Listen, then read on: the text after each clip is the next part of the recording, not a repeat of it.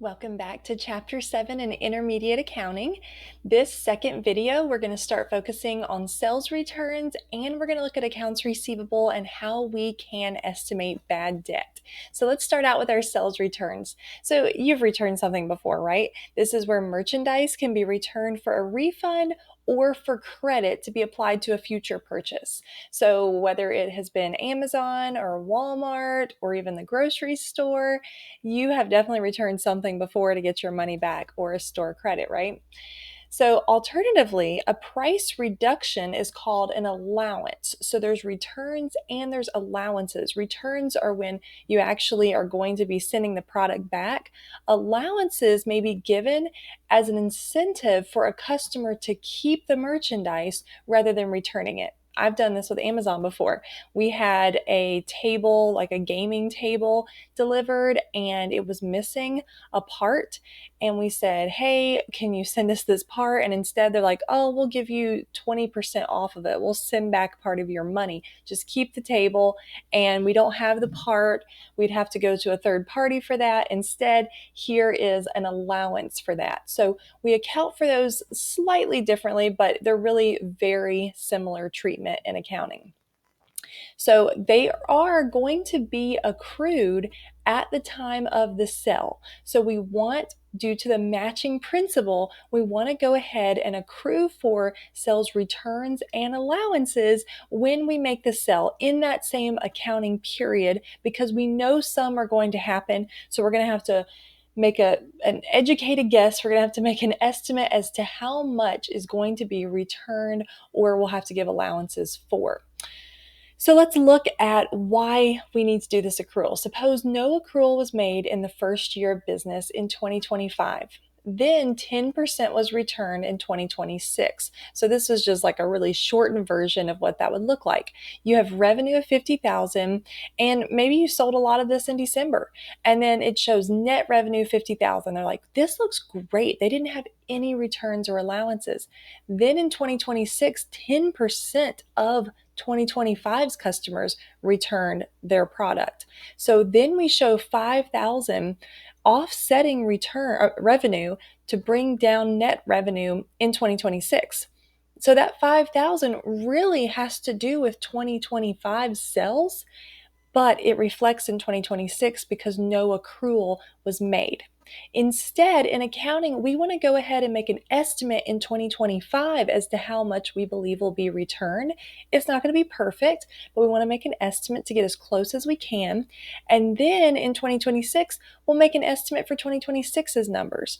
That way it keeps the matching principle where any kind of expense that we incur or we even expect to incur, we can go ahead and show in the same accounting period as we show that corresponding revenue. So that would mean revenue was overstated in 2025 and inventory was overstated in 2025. And that's because we're about to see that the sales returns and allowance accrual will affect inventory. So let's jump into our Hillbilly Hairdressers example. So Hillbilly Hairdressers sells a line of high-end hair products called Shine Like the Swine. During the month of June, they made $40,000 in sales, all on credit. So that means none were paid in cash. The gross profit margin on these products is 60%. Okay, so the margin is 60%. That means of all of the revenue that they make, 40% goes to the cost of goods sold, 60% they get to keep or use for other expenses. Based on past experience, Hillbilly Hairdressers estimates that 5% of sales will be returned due to customers not being satisfied with the barnyard botanical scent. So they have history saying that about 5% returns. So what journal entries should Hillbilly Hairdressers make to record the sale on credit? So first we're going to record the sale. So we're going to show the $40,000 in accounts receivable because it says all was on credit. None was paid with cash. The $40,000 is also going to go to sales revenue, which we always credit. Then we have to put our cost of goods sold to go along with it. Don't forget, when it's a product, we have to show cost of goods sold. So for cost of goods sold, we're going to show 40% of the 40,000, because remember it says we had gross profit margin of 60%. So 40% is going to go to cost of goods sold, which is 16,000. And that means it's leaving inventory. Okay, so now let's move on to the part that has to do with the return. So what adjusting entry needs to be made in that same accounting period? So they said 5% of sales. So 5% of 40,000 is 2,000. So we are going to debit sales returns and allowances. So the returns and allowances go in the same account. We debit this because it goes right below revenue to offset revenue. Revenue is a normal credit balance, and sales and allowances would be a contra account that would be a debit. Then we haven't actually experienced these returns yet. So we are going to put this in refund liability. We are going to have a liability account set up ready for when people return it. But we want to go ahead and show it's not an expense, but it's like a contra revenue account. Then we also show something for inventory. We have an account that is going to be inventory estimated returns. Now, this is not a contra account. This is an adjunct account. We don't put it directly into inventory, but we have inventory estimated returns that we're going to take. How did we get the 800? Well, we got it from the 40% of the sales price. Remember, because we know the cost was 40%, because 60% is a gross profit. The other 40% must have been our cost of goods. So we take that out of cost of goods sold. Cost of goods sold is always debited whenever we want to increase it, because it is going to be reducing our net income. So it's like an expense. So here we're going to say, okay, we're going to lessen the cost of goods sold, and we're going to credit that. So this would be the entries that we would have to make for a product when it comes to making an accrual for returns and allowances. All right, now let's move into accounts receivable valuation. Even though a company might sell on credit, there's always a chance that some customers won't pay. That's just the reality of things. It stinks, but we know that not every customer is going to pay every single time. So sometimes we have to kind of chase them down, and then maybe eventually they'll pay. Sometimes they just will never pay. So we don't want to wait until someone actually doesn't pay, because that might be months later. So let's say they owe us in December, and then we find out in July, like, they're definitely not going to pay. Well, it's too bad that in December we were showing that as if we were going to get it, because we want to be as conservative as possible with our accounting numbers. So for that reason, with accrual accounting, it gives a more accurate picture if we go ahead and we make an allowance for this accounts receivable that we will not be collecting most likely. So there's two different methods we're going to talk about. There's the direct write-off method. Direct write-off method is not permittable under GAAP, but we're still going to look at what that means, because you will see a lot of companies do it that are not public companies, that they'll just wait and do the direct write-off method.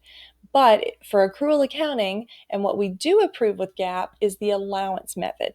Now, there are several different methods that we can use within the allowance method, and we're going to look at those as well. But first, let's jump into the direct write-off method. So Hillbilly Hairdressers made a $500 sell on credit to a customer named Earl Ray. A few months later, they found that Earl Ray skipped town and will not pay his bill. So they got word that he's not paying. So if we're using the direct write-off method, they're going to wait until that amount is actually uncollectible. They're going to wait until they actually find out, okay, this guy is not going to pay us. Then they're going to record bad debt expense.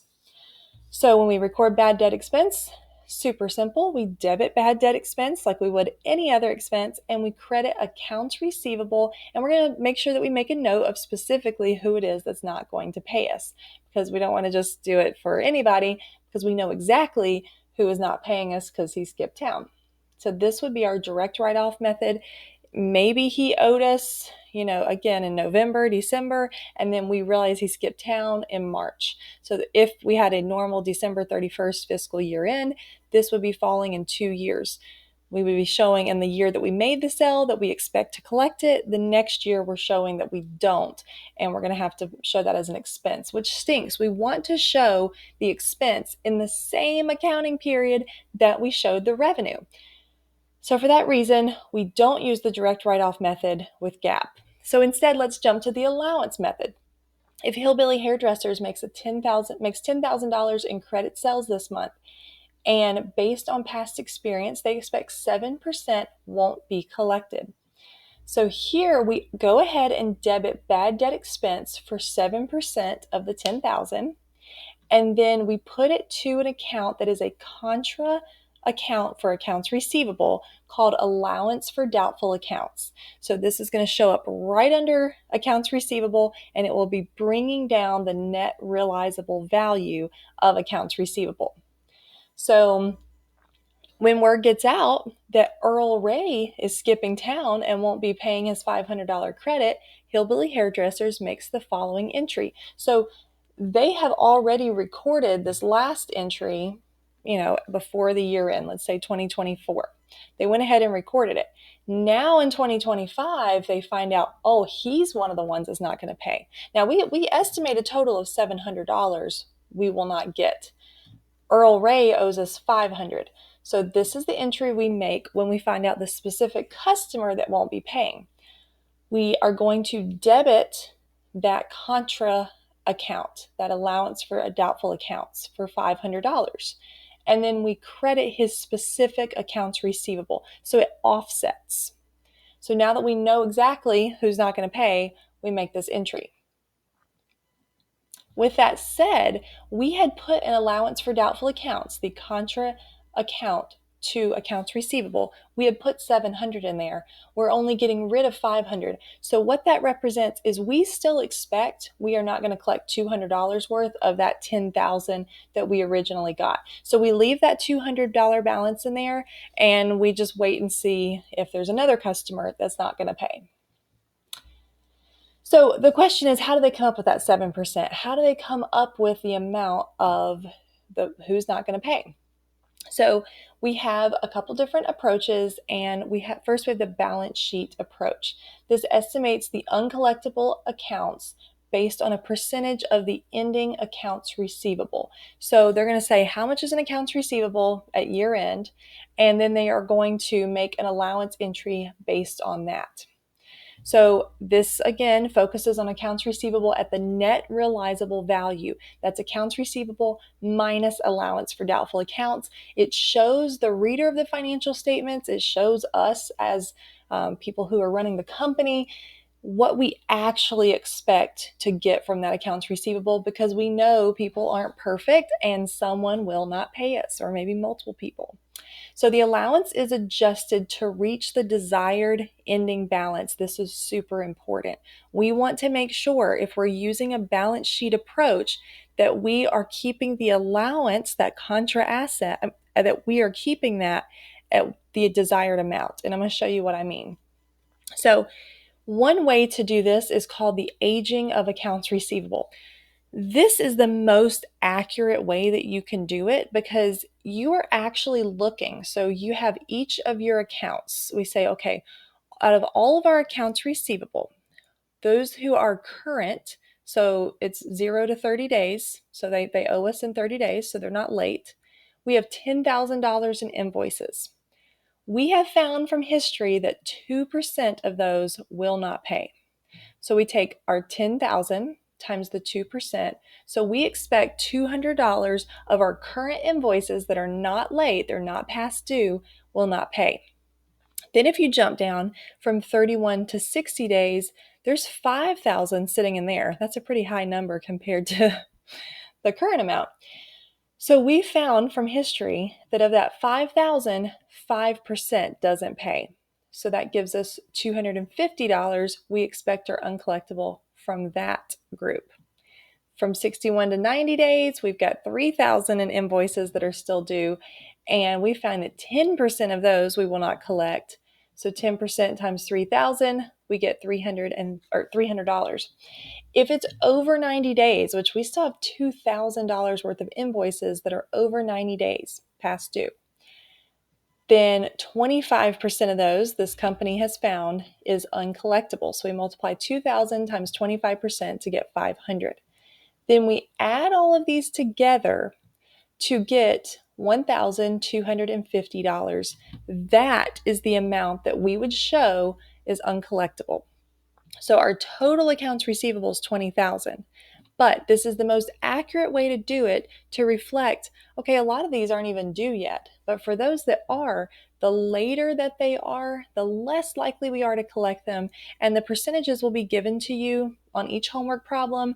In real life, the company really has to go in and calculate what the typical rate is that they do not collect them based on how old the invoice is. But off of this 20,000, considering how far past due they are, we expect $1,250 will be uncollectible. So that's what we want our balance to be in allowance for doubtful accounts.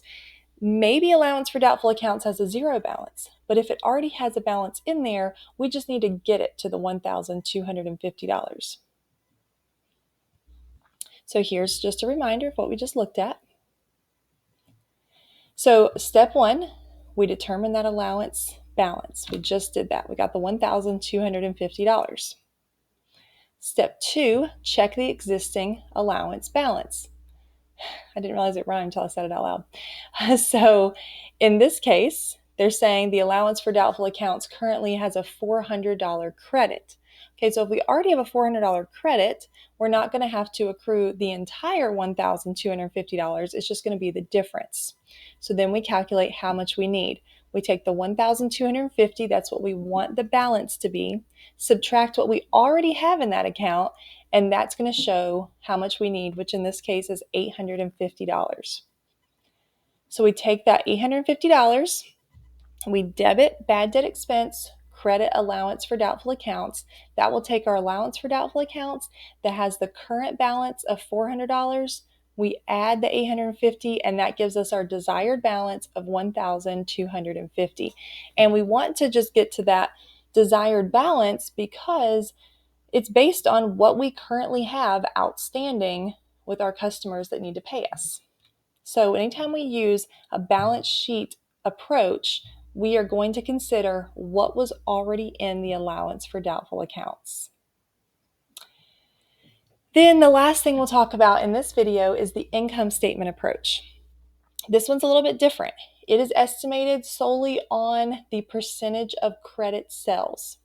And we do not take into consideration the allowance balance that is already there. So we are just going to look at the percentage, that we're going to look at the total credit sales, multiply it by a percentage that we have determined or that our homework problem gives us, and then we just go ahead and make that bad debt entry. We don't even have to consider what was in the allowance for doubtful accounts. So our last example here, Hillbilly Hairdressers, has been offering glamorous goat braids and mullet perms on credit to high-end clients. At the end of the year, total credit sales amounted to $120,000.